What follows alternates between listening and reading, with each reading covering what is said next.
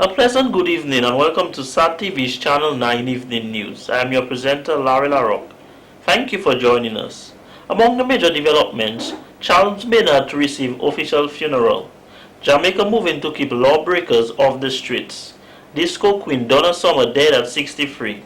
Northeast Comprehensive Secondary School captures Sports Division Under 15 Cricket Championship. Detail of these and other stories after the break.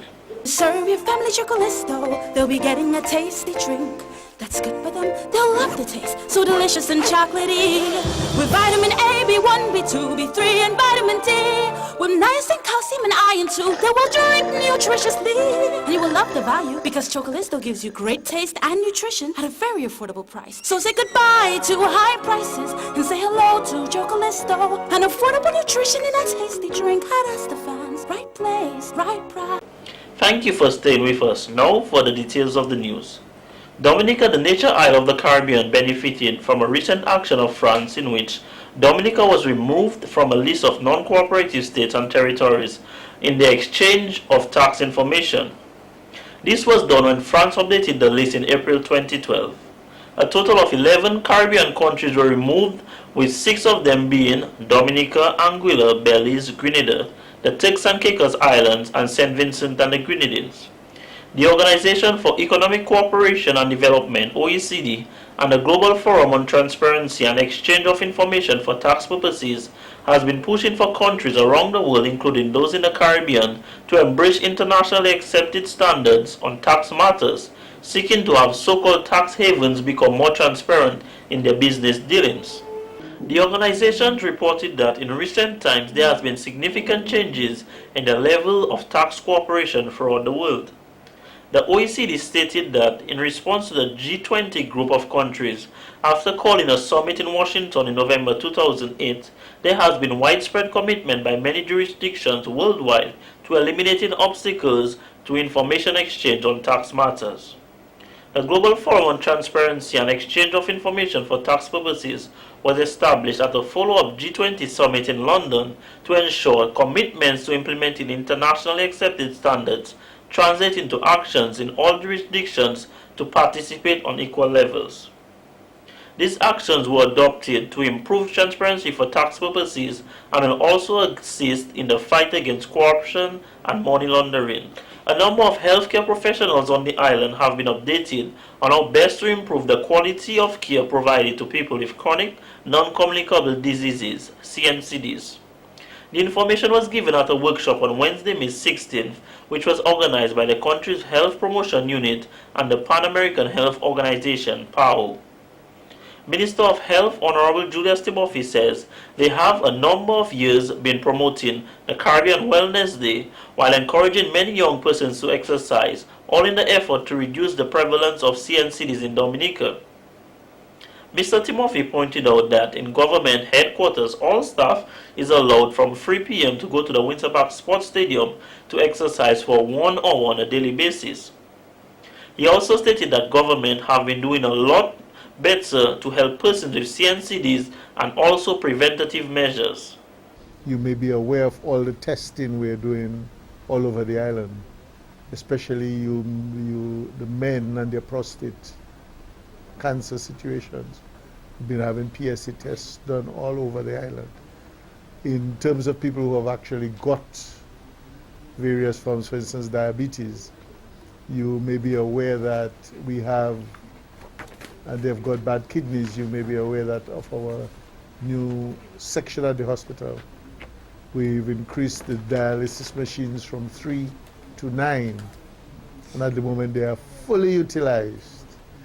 We, in fact, are looking to see how we can get some more machines and how we can even reconfigure the hours so that the ones that are being utilized can be utilized more. Mr. Timothy says that they are hoping the adoption of the chronic care model will set the stage to better serve people with CNCDs, especially those with disabilities.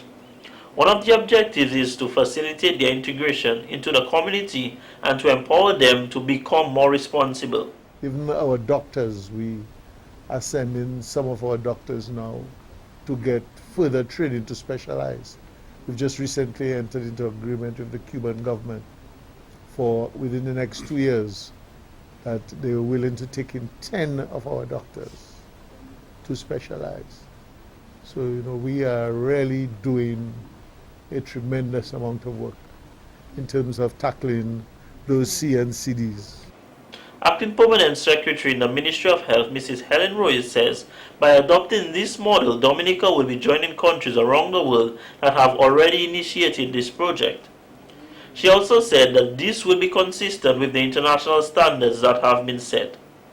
We know that CNCD, it accounts for the top 3 or 5 causes of death, both death and morbidity, that is causes for clinic care.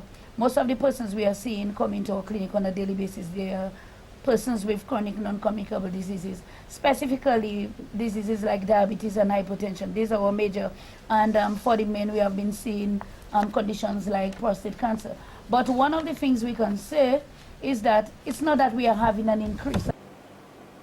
Mrs. Roy says, seeing the increase in obesity, especially in school children, the Ministry of Health has started their school health program aimed at tackling the issue. So we are not seeing more people dying, but the problem continues. And the fact that the problem is there with us and it is the main causes of death, that means to say it is critical. We cannot say it is not critical when that is is causing most deaths in Dominica. But it's not anything out of hand crisis stage, because we have things in place to address it.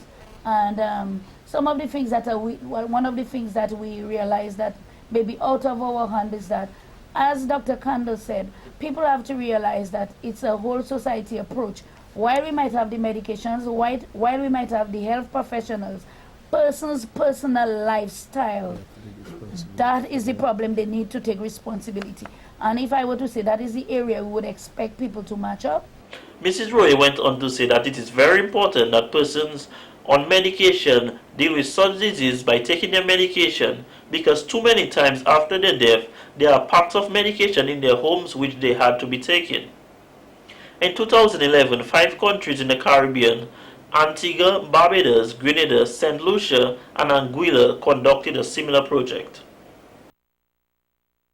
Prime Minister Honorable Roosevelt Skerrit has announced that Cabinet has approved an official funeral for the late Ambassador, Mr. Charles Maynard, who died on Tuesday, May 8th. Mr. Skerrit said that the government took the decision because of the sterling contribution the former politician made to Dominica's development, and that it was welcomed by his family.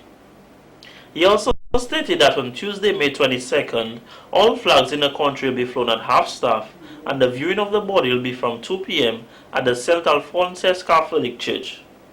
The Prime Minister also announced that a number of overseas guests and dignitaries are expected to attend the funeral. As Dominica heard of the news of the unfortunate passing of Mr. Maynard, many sympathized with the family of Mr. Maynard, and some described him as a hero which will be missed dearly. The late Ambassador, His Excellency Charles Maynard, served in the public and private sectors and became a permanent secretary at a youthful age. He also held a number of managerial positions in the private sector. He was a member of the Committee for National Salvation in 1979 and was appointed Senator and Minister of Education and Health in the government. However, it was his sterling contribution to the development of Dominica under a Dominica Freedom Party-led government in 1980 to 1995 that he will be specially remembered. The 78-year-old ambassador was rushed to the Princess Margaret Hospital on Tuesday, November 1, 2011, after collapsing during a Dominica Diaspora Dialogue meeting. Mr. Maynard's collapsed while the Prime Minister Honorable Roosevelt Skerrit was giving his presentation at the meeting. Dominicans can look forward to a greater ease of accessibility to the Dominica Public Library's collection. During Library Week, the library announced plans to establish an electronic card catalog that will serve to make book searches simpler, faster, with accessibility at one's fingertips. Now with the electronic card catalog that's replacing the paper-based catalog from your home, if you have internet access and a computer, you can browse the library and entire holdings, see what books are currently in the library, which are out, checked out, put books on hold, so when you drive to the library, you're not disappointed. You can actually get your book and it makes life very easy moving to the electronic card catalog. It also gives you the ability to do advanced searches. As part of this project, work is underway to digitize certain collections at the library, and such biographies and old newspaper collection. This will serve to preserve the information that is currently stored on perishable paper. Efforts are also being made to add an e-book collection to the library by use of Amazon Kindles. The library staff is being trained on the use of this device in order to provide service to the Kindle users at the library. The American Embassy that's located in Barbados has started training the staff here at the library on the use of the Amazon.com Kindle, and they're in the process of setting up a program whereby we will have a number of Kindle readers that will be available for checkout. And we're looking at the possibilities of what programs to implement, where to get the books. Initially it'd be through Amazon.com. There's other providers. Overdrive is another one. But we're now in the early stages of trying to determine what's the best way to provide e-books and e-audio books to library patrons here. In addition, the U.S. Embassy made a donation of American literature to the library, adding to its physical collection while developing its electronic capacity. The Embassy is also here today giving presentations on other subjects as well. It's been very enlightening. I think that will be a great way for people to augment. Books won't go away. Paper books will not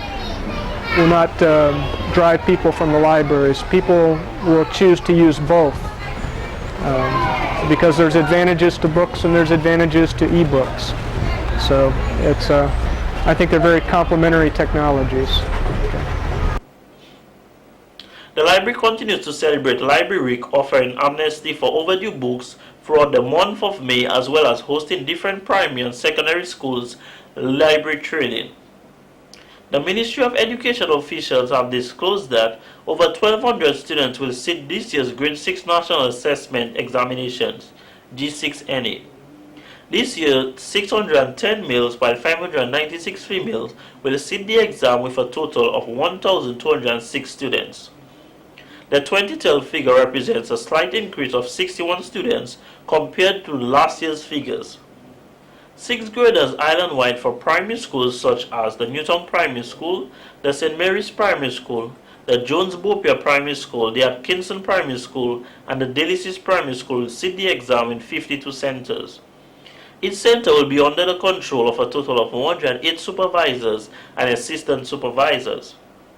The ministry has pointed out that the expected secondary school entry numbers are as follows: Cassibus Secondary School with 86, the Isaiah Thomas Secondary School 118, the Northeast Comprehensive with 154, the Fairchild Secondary School is 70, and the Portsmouth Secondary School with 170. However, the Roseau schools tipped the scale with the highest number of entries with a total of 607. The number of students writing the exams from the north is 322, the south 171, the east 156, and the west 557. The exams are scheduled to begin on May 24th and will go on to the 25th.